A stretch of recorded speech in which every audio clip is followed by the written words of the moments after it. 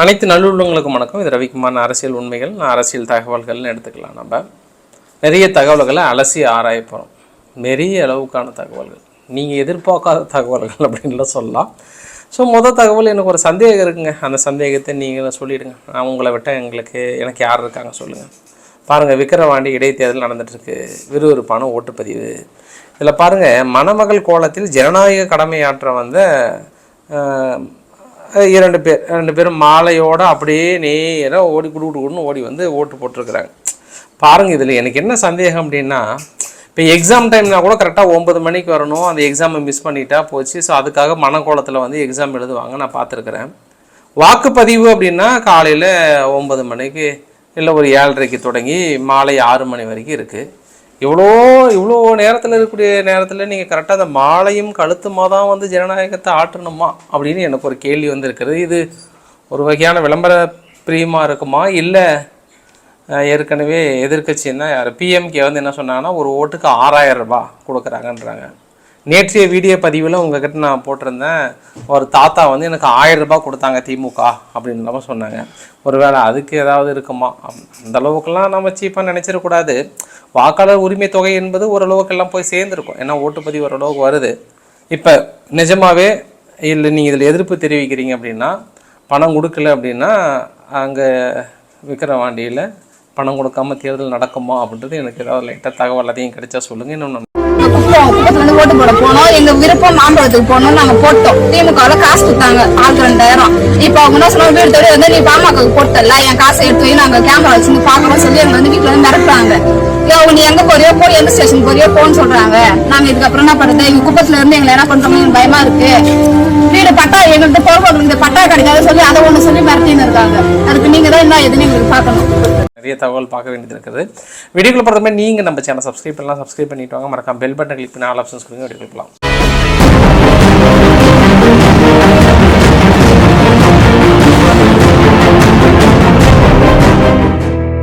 தமிழகத்தில் ரொம்ப நாளாக தூங்கிட்டு இருந்த அந்த இரும்பு கருத்துக்கு வேலை வந்து விட்டது என்று நம்ம நேற்றைய சூரியந்தோம். அதுக்கான புகைப்படங்களையும் நம்ம பிரத்யோகமாக ஷேர் பண்ணியிருந்தோம். ஸோ அதுக்கான புகைப்படத்துக்கான வேலை வந்து விட்டது.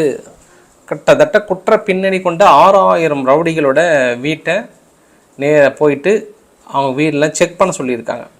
இன்ஸ்பெக்டர்களுக்கு, அந்தந்த ஏரியாவோட இன்ஸ்பெக்டர்களுக்கு டிஜிபி அருண் அவர்கள் வந்து டைரெக்டாக உத்தரவு கொடுத்துருக்கிறார். முதல்ல அவரோட கண்காணிக்கிறதுக்கான வேலைகளை பாருங்கன்னு சொல்லியிருக்காங்க. இது ஸ்டெப்புன்னு இருக்காங்க. ஸோ வேலைகள் துவங்கி விட்டது. 18 ஐபிஎஸ் அதிகாரிகளை அதிரடியாக பணியிட மாற்றம், அதாவது பணியிட மாற்றம் வெவ்வேறு இடத்துக்கு வந்து மாற்றம் செஞ்சுருக்காங்க.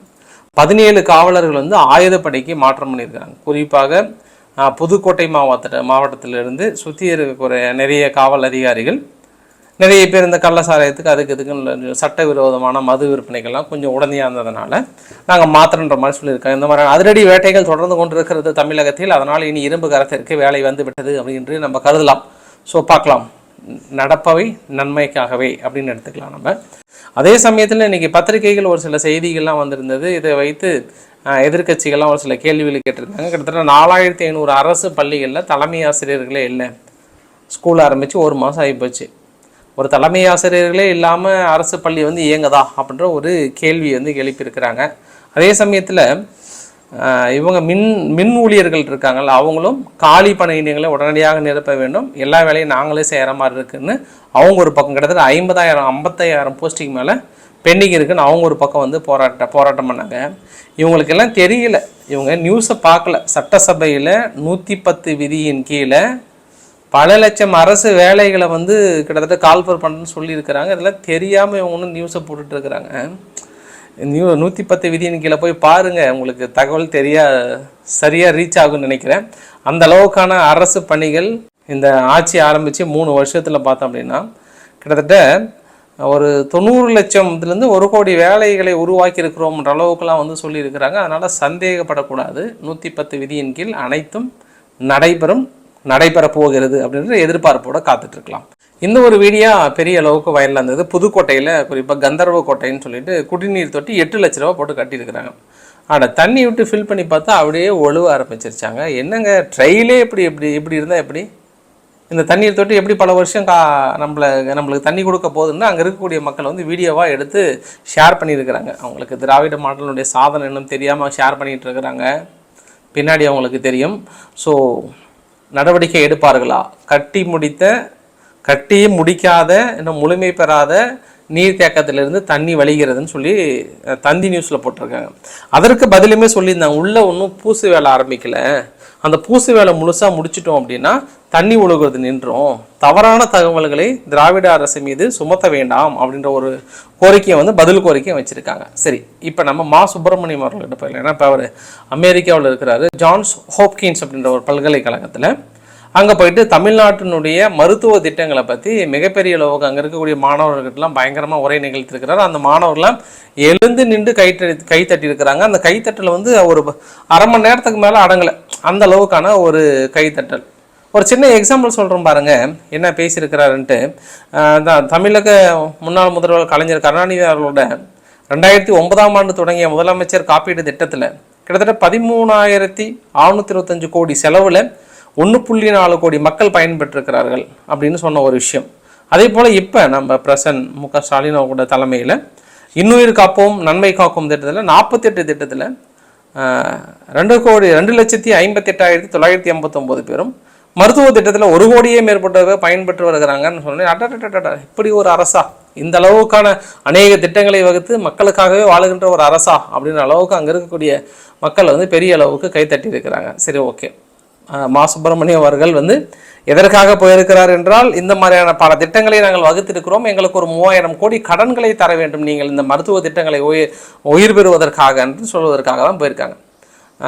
குறிப்பாக இன்னொன்னா வேர்ல்டு பேங்க்கு கிட்ட கேட்கறதுக்காக போயிருக்கிறார்.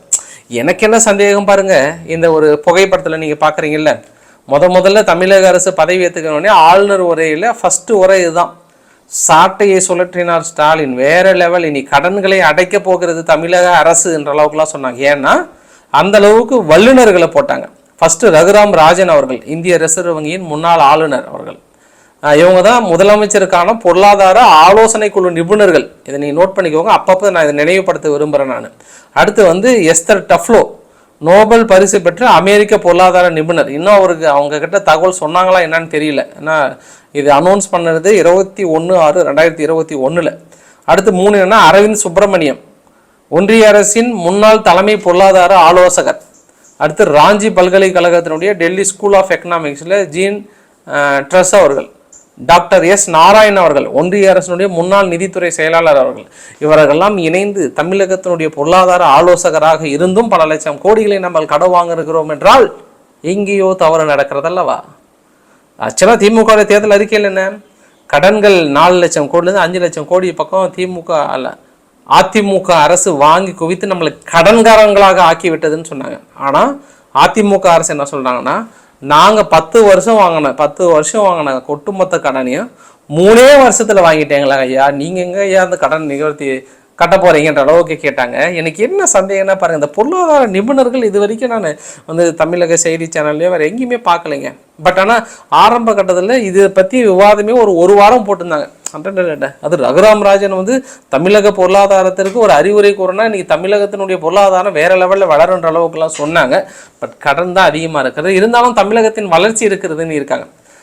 நகராட்சி நிர்வாகத்துறை பணிகளால் முன்னணி மாநிலம் தமிழக அரசு, இந்தியாவிலே நம்ம தான் முன்னணி மாநிலமாக இருக்கிறது. அதுவும் ஆண்டுதோறும் 1000 கோடியிலே கலைஞர் நகரப்புற மேம்பாட்டு திட்டம் உள்ளிட்ட திட்டங்கள் அமலாம்.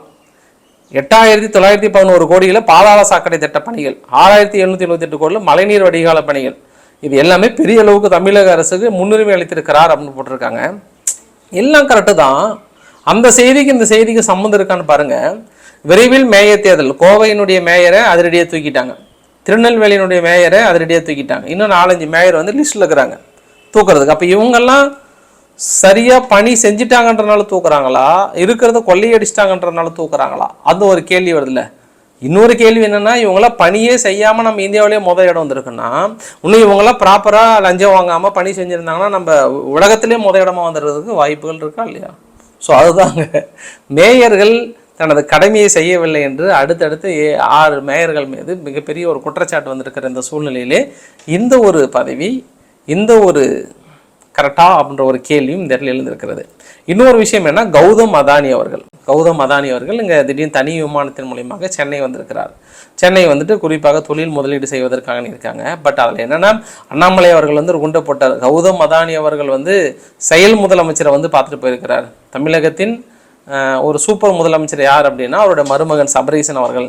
சபரீசனை வந்து பார்ப்பதற்கான அர்த்தம் என்ன? ஒன்று சீஃப் மினிஸ்டர் பார்த்துருக்கணும், இல்லை வேறு யாராவது பார்த்துருக்கணும், இல்லை தொழில்துறை அமைச்சர் டிஆர்பி ராஜாவை பார்த்துருக்கணும். இல்லை இவங்க வந்து பார்த்துருக்குறாங்கன்னா அதுக்கான கார்மீக காரணம் என்ன? அப்போ தமிழகம் யார் கையில் இருக்குன்ற மாதிரி சொல்லிட்டு அப்படியே இன்னைக்கு கோர்ட்டில் போயிட்டு இவங்க ஆர்எஸ் பாரதி மீது ஒரு வழக்கம் ஒன்று போட்டுட்டு, ஏன்னா அவர் தான் கள்ளக்குறிச்சி வழக்குக்கு நேரடி தொடர்பு இருக்குன்னு சொல்லிட்டார்ல அண்ணாமலைக்கு, அதனால் ஒரு மான நஷ்ட வழக்கு ஒரு கோடியை போட்டுட்டு அந்த 1 கோடியை வந்து நாங்கள் கள்ளக்குறிச்சி பாதிக்கப்பட்டவங்களுக்கு நிவாரண முகாமில் அடைக்கிறதுக்கான நிதிகளை நான் ஒதுக்க போகிறேன் அப்படின்ற மாதிரிலாம் வந்து ஃபுல்லாக சொல்லிட்டேன்.